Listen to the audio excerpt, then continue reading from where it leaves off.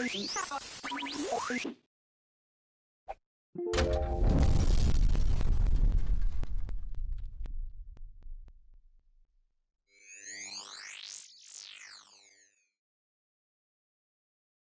is Mark Dell with Android Spin, and this review is for Whale Trail by Us2. Is the two-button control method of games such as Robot Unicorn Attack bringing you down? Because Whale Trail is now on Android with half the buttons and twice the delight. Is a platform game still a platform game when you get rid of the platforms? Perhaps not, but what if you're scrolling from left to right, collecting objects and avoiding enemies by pressing a single button to go upwards? Trying to put today's games into genres could drive a guy mad. Whale Trail might not be the first game to bring a single button control method to Android. In fact, I believe we first took a look at The Impossible Game a couple of years ago, which showed us how tough a game could be with just a single input. Difficulty isn't the selling point of Whale Trail, although it can be quite challenging. The biggest treat that it has to offer is its experience. Saying the experience of a game is its biggest feature is rather vague. But Whale Trail is the type of game that's just more of the sum of its parts, and if you try to break it down too far, it just stops making sense. Although, in actuality, there's very little bit of sense to be made from Whale Trail. You're in control of Willow the Whale, who's flying through Rainbow Land to escape Baron Von Barry. So the story is total nonsense. Not that you'll find any story once the game begins anyhow. You can't have such a bizarre story without the visuals to back it up.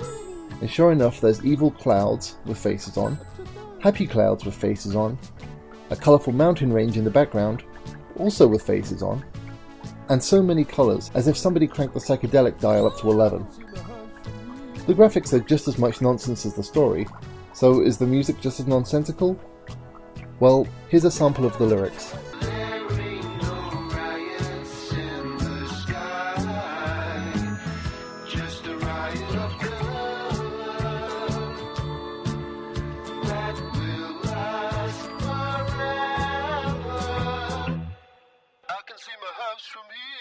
So, check.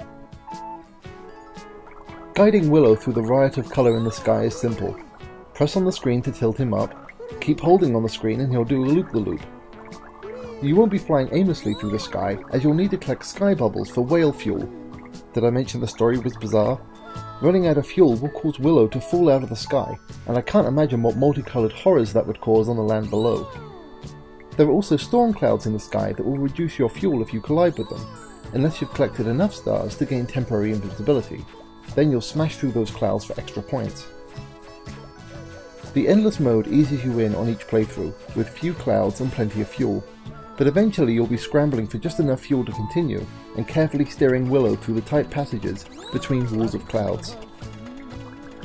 If you're looking for a more structured experience, there's 32 challenge missions that are unlocked after earning a small score in the challenge mode. These challenges require you to reach a score milestone by the end of an area in order to win up to 3 stars. These stars are then used to unlock more challenge levels, which starts to get quite difficult around the high teens when you start to require a higher number than the 2-star average to unlock further levels. To reach 3 stars on many of the levels requires nothing short of perfection, which feels against the spirit of the rest of the game's feel-good charm. There's nothing wrong with a challenge, but when you compare a couple of dollars through the in-app purchase to unlock the rest of them, the difficulty seems a little bit insidious. There's a few technical hiccups that are worth mentioning. Firstly, the frame rate isn't as stable as it should be for a game that's so simple, and secondly, when there's a lot going on in the game, it just simply freezes for a second or two. Hopefully these issues can be patched out, but for now they make some difficult situations even more challenging. Performance issues aside, Whale Trail is a nonsense game that's just a lot of fun to play. Beautiful, beautiful nonsense.